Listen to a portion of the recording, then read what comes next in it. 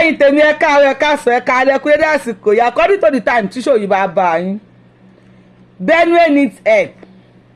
Borno State àwọn ará bí wọ́n wọlé pẹ̀lú àwọn sójà ìjà tó wà nílẹ̀ yìí sìn ó ti kú òní ìjà AK-47 ó ti kú òní ìjà àtàṣùn no ó ti kàkàkàkàkàkà ìgbà wọ́n ti expand wọ́n yan RPG fún àwọn Nigerian soldiers ẹni tó sẹ́ni fóònù ẹ̀hún kí ní ìsinmi fídíò yìí ọmọ Benue State ni ó ní Yorubawuyi we need help wọ́n láwọn need help ní Benue State òjò ń rọ̀ burúkú o ti mọ òjò yẹn òjò tó ń rọ̀ confam ni mo wá fẹ́ bí ẹ̀yà ìgbàlẹ̀ Yorùbá kó tó pé mo wọnú ètò yìí dáadáa mo fẹ́ béèrè lọ́wọ́ yín wípé tó bá pa wọ́n tán ní Benue State tó pa wọ́n tán ní Borno State wo ló kù tó save state tó bá kù tó bá save nǹkan fẹ́ kẹ́ ṣàlàyé fún wa ni wọ́n dẹ̀ ní kékeré bá náà ti máa ń pa ẹ̀ka ìrókò tó bá dàgbà tán olúwere máa gba ẹbọ. Now everybody keep quiet 2027 on your mind 2027 everybody ń dù 2027 náà fẹ́ ok kátẹ́ni Tinubu wọlé padà Tinubu wà lọ for life kò ní bọ́ọ̀lẹ̀ mọ́ láéláé náà mo ń béèrè lọ́wọ́ yín ni àbí tábà gba Yorùbá nation nísìn tábà dá dúró nísìn torí ilẹ̀ Yorùbá ń sílẹ̀ Yorùbá ti wíìkì o àti sán sára ebi ti fọ́ ojú àwọn èèyàn àwọn ọ̀dọ́ ti lọ gbé kòlóskòló ọ̀dọ́ ti mú anything mú ebù wọ́n ti mix everything papọ̀ tó pé àwọn ọmọ science students ojú ti dẹ́tì ojú ò tí ì dẹ́tì nísìn báyìí ọpọlọ àwọn ọ̀dọ́ ti ń dẹ́tì so for how long ní Tinubu máa lò ń bẹ̀ àbí ní Tinubu bá wá bọ́ọ̀lẹ̀ láì ṣe máa sọ pé ẹ fẹ́ gba Yorùbá nation bí ẹgbà Tinubu ìbádùn bá wọlé tó àwọn yẹn ń dúró 2031 wọ́n lè máa bọ́ta sọ̀rọ̀ púpọ̀ nísìn ṣùgbọ́n àwọn gan wò pé tí Tinubu bá fi lè jágọ́ lásìkò yìí tó bá di 2021 wọ́n máa ṣe orí burúkú fọmọ Yorùbá 2031 yẹn ó lè má fẹ́ easy ṣó máa easy at all lásìkò Tinubu kò tó easy ni Àtíkù Abubakar ó dúró because ó mọ̀ wípé tóun bá ti wọlé 2027 òun ò lè di president mọ́ torí age how old ni Àtíkù Abubakar nìsín so kò lè dúró de 2031 torí age is not by its side again. Many of them just want to make name and become president even at their grave age bí wọ́n ṣe ń wọ kòtò lọ báyìí wọ́n ṣàfẹ́ di president yẹn ni ẹ tẹ̀ di president ìyẹn kọ́ ni issue tèmi ẹ wo ẹ má yẹ kí sóyì ẹ má yẹ kí ọ̀rọ̀ tí wọnú ọ̀rọ̀ tí wọ ìwòkè Yorùbá yìí bí ṣe ń kálẹ̀ lòtò ọ̀rọ̀ wà lákàyè wà polo wà ẹ mọ̀ pé àwọn ò ní búyàn lórí péjì Yorùbawuyi aláì kò sí wèrè àwọn ò ní búyàn ṣùgbọ́n máa sòótọ́ ọ̀rọ̀ jáde ẹ̀ka kọ́kọ́ wo eré tí wọ́n ń ṣe lọ́wọ́ ní Benue State àti Borno tó ń gbọ́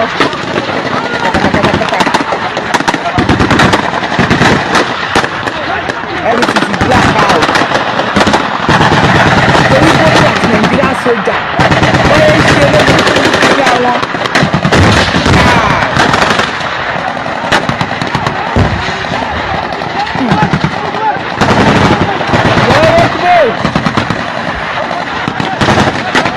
ó ti tó ń gbọ́ irinṣẹ́ irú ọwá irinṣẹ́ irú ọwá ló ń gbọ́ yẹn àwọn ti pẹ́ lórí tí kò irinṣẹ́ irú ọwá nígbà yẹn.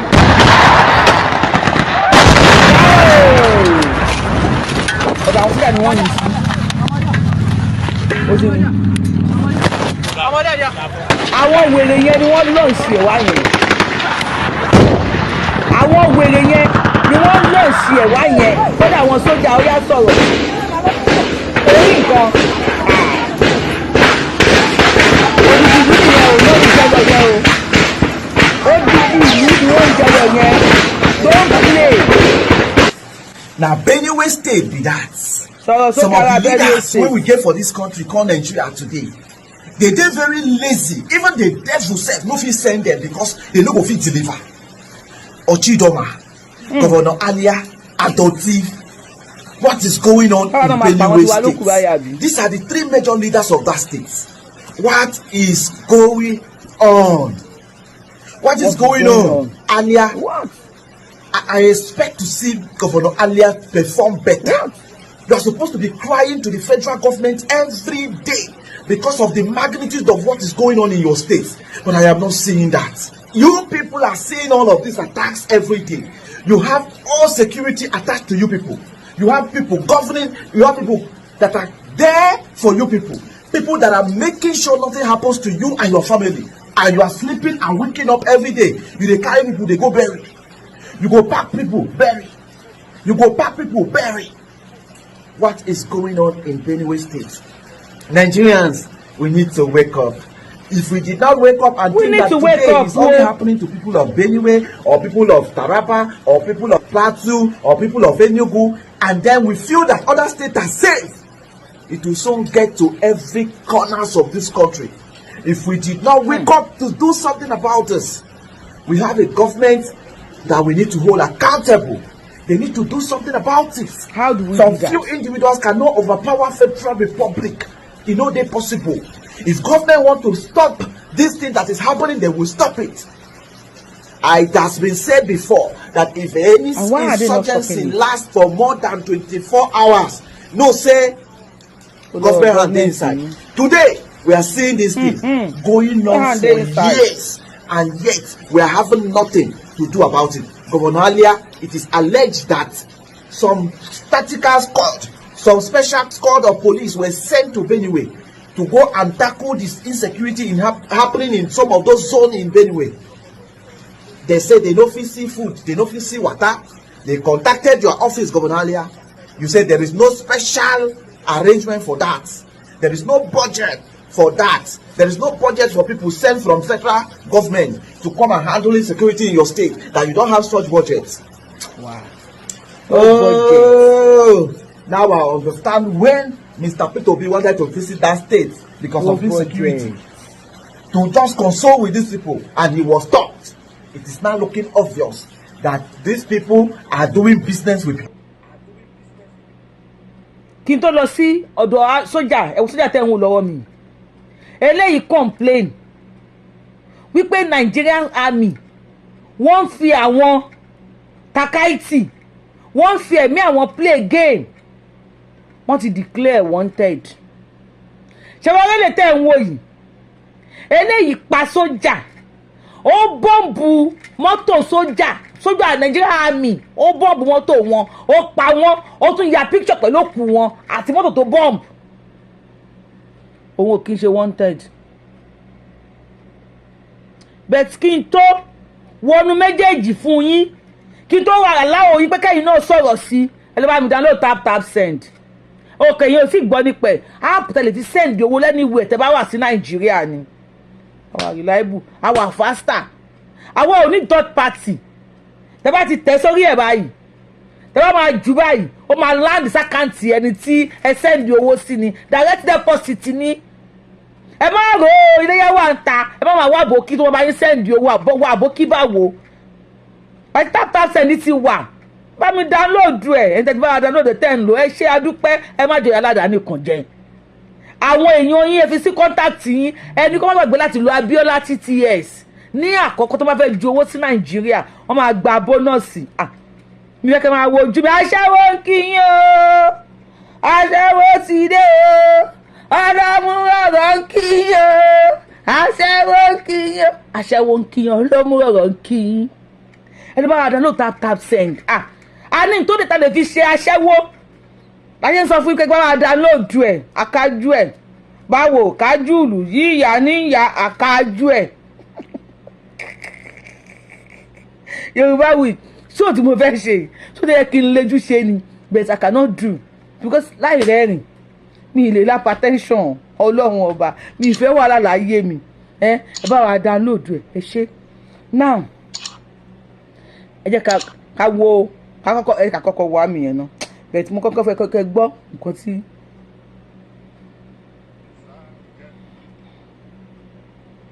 Major General A.E. Abubakar, if you find this video, the reason why they drag you be say you know they do well. When Fulani herdsmen they threaten soldier for Plateau State, I'm you hear the you now. issue. They report the case to your table. You not do anything. When the people of Mangu begin the attack soldier, when they attack us that very night, they think say we na armor. They don't know say we be special forces when the council waiting uncountable. You not do anything. When Fulani begin the attack villages upon villages, you they hear them. The case they enter your table. You not do anything. I look and say, this man, this GOC, wait till be in mission. The villages they cry say Fulani, they attack their village. They burn their houses. You now they do contract. You are a military personnel. Wait till concern military personnel concern project. Ask them who come. When Fulani they destroy people, they burn people house. You people are busy building school for Fulani and boyhood for Fulani. Then the villagers the verse of us say army. They know they see you now the verse of you. They stone us. They know they stone you. Wait till concern army work, concern political work. You know, as when I don't rubbish the army, why the insecurity not go finish for Nigeria? Una keep quiet. When the villagers they cry to our hearing, say Fulani they kill them, they burn their houses. Then you people are engaged in building school for inside bush for Fulani. Beauty boyhood for inside book for Fulani. We go cut now. You go stay for AC. I just they look you. You come down. The people of Jos, they crash Fulani, they kill them. Then you now they collect contract. They build boyhood for Fulani. They build school for Fulani. How they go tell like soldiers? How they go tell like the army? But not be you now. What did they pay me? Not be you now that they rush. Not be you now that they stone. Not be you now that they cost. Now we, the laborers. We wanna don't talk to laborers. Now we, those people they stone. Now we, those people they cause. They're not the cause now. Now from there, I for hate you as an officer. How villagers go to complain of about Fulani problem, destroying their farm, killing them and burning them. Then now come they collect contract. Now come they build school for Fulani for bush. Come they build water for Fulani for bush. And what you now don't do? Una not build any rehabilitation center for the people of Jos where Fulani don't destroy their houses. But now they go about, come they build boyhood for inside book for Fulani, they build school for Fulani. Fulani they go school. I will stay one day. Now me when I dey here, now me enter that place. Now me with my boy, now we enter that bush. Go supervise people when they decorate that place. I see what you na right. Say military civil project. What they concern now with military civil project? What they concern now with civil work? What the politicians supposed to contract when politicians supposed to do? Army general can't do them. Not be politicians now, they use Nigeria to the place. So now where I for hate you and I go drag you out. Now me talking. Go check that list for inside Mangu local government. Now me, my name dead there. Now me be the same person. When I create that problem, now me see they talk to you so. You are a bad leader. Major General A.E. Abubakar, you are a bad leader. You don't destroy Plateau State. Now, you don't enter Meduguri. They can't make you the theater commander. Attack begin to happen here and there. Who are you? Major General A.E. Abubakar. You are a wicked officer. You people bad. You are not ready to make Nigeria good. Only way to know. Now to they go each place. They become commanding officer. Waka, they collect una money for pocket. Did you know how many property you get for Nigeria? How much is Osara and how much is the entitlement? Your appointment, what you they get for there? You don't get house. And you, even your children, your wife, they are going to better school. Soldier. Things are getting better for Nigeria. Things are getting better. For Asiwaju is on the throne. Things are getting better. Things are getting better. Things are getting better. Mr. President, things are getting better. Hey, I said things are getting better for Nigeria. For Nigeria is on the way. Progressive government. Things are getting better. Asiwaju, congratulations.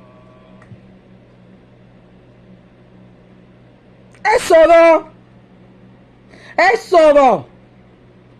Wọ́n ní things are getting better. For Nigeria, things are getting better. for Aṣíwájú, things are getting better, things are getting better, things are getting better. Ẹ kọ́kọ́ wo body language àwọn tí wọ́n jókòó yẹn. This is Senate President Akpabio. Wọ́n sì ń da agbádá káàkiri. Ó sì ń ráyè da agbádá káàkiri because entourage tó ń tẹ̀lé òun pọ̀. Many securities ló ń tẹ̀lé. Àwọn ọmọ pé nẹ́rẹ̀ ń jàgbá. Things are getting better.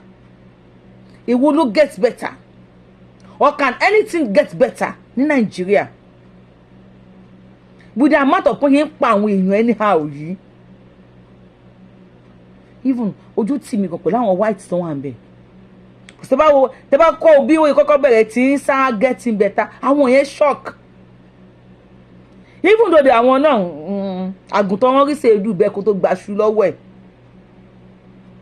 Things are getting better. Níbo ni tó ń get better yẹn ti wá. Now ẹ̀yin tẹ́já gbẹ̀gbà ilẹ̀ Yorùbá mo fẹ́ bá yín sọ̀rọ̀ àti àwọ̀ ọ̀dọ́ lèmi náà mo ẹ̀ṣẹ̀ clock 18 ni. Ẹ ká bára wa sọ tó ń jò tó. Tọ́wọ́ wá kúrò lórí oyè ọmọ wa sọ wípé àwọn regret Nigerians ẹ má bínú. The same way Babangida is saying ẹ má bínú nípa ọ̀rọ̀ Abiola, many of them are now saying ẹ má bínú, and our present one they continue because they know after 10-20 years they will still come and tell us pé ẹ má bínú. Tó bá pa wọ́n tán ní Benue State, tó pa wọ́n tán ní Borno State, ibo ni wọ́n ń bọ̀?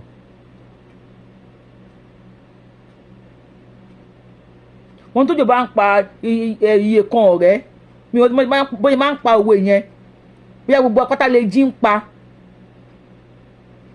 Wọ́n ń pa wọ́n ní Benue State nísìn. Ó dàbẹ̀ ni pé ṣé ogun wà Nàìjíríà àbí kò sógun? Because kí ni yóò fẹ́ clear sí mi rárá, ṣé ogun wà ní Nàìjíríà àbí kò sógun Nàìjíríà? Bákan máa dákẹ́ báyìí a máa wò 2031 10 2027 10 sáré nísìn iye mẹ́rin ló máa kù.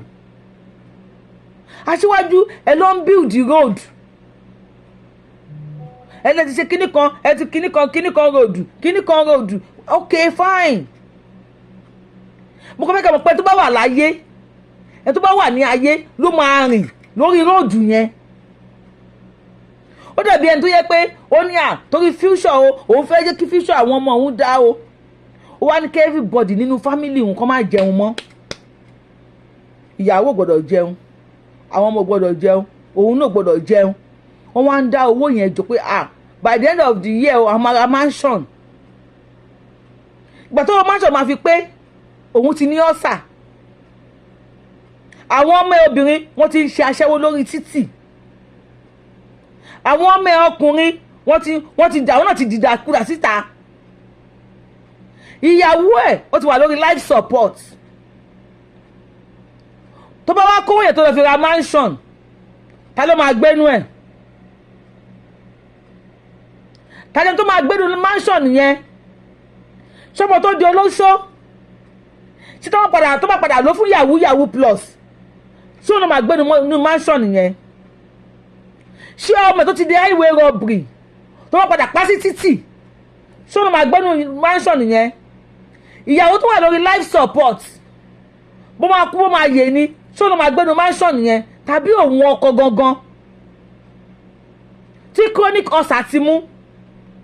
Aṣíwájú mo máa sọ tèmi fún yín, èmi máa pariwo fún yín. Kí ni déètì èní kọ́ ni kí lórúkọ ẹ̀?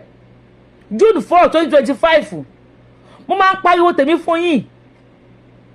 Ilé ń jóná ẹ̀ ló ń la gọ́tà. Ilé ń jóná ẹ̀ ń la gọ́tà. Àwọn wèrè bókobòko yìí wọ́n ti fẹ́ dàbí àgbàrá sí Nàìjíríà lọ́rùn. Tó yẹ pé kò easy kí wọ́n dínà mọ́ àgbàrá kó má sàn. Ẹ̀yin ọba wa ẹ̀yin ìjòyè wa èmi ò lèmi ṣe lè bá yín jà fún supremacy. Mo máa sọ̀rọ̀ lórí kí lórúkọ ẹ̀ Awíkoko. Ó lè jẹ́ pé orí ìrìnkèrindò Yorùbáwùyí ni máa jù sí, máa analyse ẹ̀. tó lè jẹ́ pé orí ìrìnkèrindò Yorùbáwùyí ni máa kọ́kọ́ jù sí. Mo ṣe ní kẹ́ subscribe sí ìrìnkèrindò Yorùbáwùyí tó bá ṣe ń lọ ẹ máa rí níbẹ̀. tí wọ́n yọ máa tẹ́wọ́ nì bí ẹ bá ń gbé ìyá mi àánú olóyè Sunday Igboho ló ṣe mí jù ògún gbọ́. He sacrificed everything. Despite his sacrifice here, ó gba gbòòsì lọ́tún lọ́sìn. I don't want to go there today. Yes, I don't want to go there today. It's when things are getting better. Ntẹ́bá rí sí bá mi kọ sí comment section. Ṣé things ń get better ṣá? Tójú bá ń pa iye kan ọ̀rẹ́, wọ́n ní gbogbo apáta lè jí ń pa. Insecurity ó ti circulate káàkiri everywhere ní Nàìjíríà. Tó bá pa wọn tán ní Benue. Ohun tó ń ṣẹlẹ̀ yìí sìn, mo yẹ ń gbọ́ ìròbọ̀n ó lè ṣẹlẹ̀ nílẹ̀ Yorùbá báyìí. Mo jẹ́rìí àwọn èèyàn mi wọ́n á yá dá ilẹ̀ Yorùbá Ògún gbọ́ ilé ìgbọ́dọ̀ ṣẹlẹ̀. Yìí tí ò tó lẹ́yìn ló ṣẹlẹ̀ lógùn state wọ́n di refugee straight ní Benin Republic tí gbọ́dọ̀ máa di refugee káàkiri ni. Àwọn kan wà lẹ́yìn odi bíbí à ń ṣọmọ ọ̀dọ̀ à ń gbégbé à ń gbétọ̀ à ń fa bọ́. Ọmọ aládé ọmọ ẹlẹ́ran ń jẹ gungun ọmọ aláṣọ ń wà kísà. And we have what it takes láti live a better life. I don't know. Ntẹ́ bá rí sẹ́kọ́ sí comment section. Ẹ má gbàgbé láti thumb up lórí show yìí. Ẹ má gbàgbé láti share fídíò yìí. Ẹ jẹ́ káwọn ọmọ Yorùbá rí tó ń ṣẹlẹ̀. Ẹ tẹ́ bá ti wà follow mi. Ẹ tẹ́ subscribe button kẹ́ tẹ́ notification bell ní ṣe all. Opinion ti yẹn fi sí comment section. Yorubawuyi nìkan lórí péjì. I like self appraise omi ní ṣe self appraise kẹ ṣó yìí sì kí atata ń tótó kó má ṣe self appraise jẹjẹ ń praise ara mi o. Aláǹgbá tó bọ́ látòrí ìrókò oníyáyàyà I salute myself ẹnì kankan ò bá yín mi abẹni èmi gan alára màá yín ra mi. I am the one and only Akalolu of Yoruba land. Adáwọn ilẹ̀ Yorùbá ọmọjọmọ lọ yóò lóye tí ó pé méjì. Abẹ́ni ọmọ òṣèré pààrọ̀ tó máa pààrọ̀ tí wọ́n á déwájú federal government tó máa sign wọ́n á déwájú Elédùmarè. Aláwàlá a could be 99 times years ó padà wá sáyé. Kó wá di Mẹ̀túsẹ́là. Ẹ̀yin fáìsì mi lè jẹ́ Muslim alpha ṣé ẹ ti rẹ ẹran ọdún. Ẹ bá mi sẹ́ndì ẹran léyà o. Ẹ má kémi àti ìjọ wojú ara wa o. Ẹ bá mi sẹ́ndì ẹran léyà jọ. See your man. See, ẹ̀wọ̀n máa ṣàwàdà. See your man next. I love you. Yes, mo gbọ́dọ̀ máa múnú yín dùn. Mo téèyàn rí lójúmọ́ kọjá pé àtúnwá no. A ní láti ṣàwàdà. Iṣẹ́ tí mo gbà ni láti pàtọ̀dọ̀ mi mọ́ra láti ṣàwàdà pẹ̀lú ẹ̀yin. Kí ni yín lè bá a dùn? I love you so much. Bye. Ẹ bá mi tọ́ tán pọ̀ pẹ̀lú ìṣó yìí.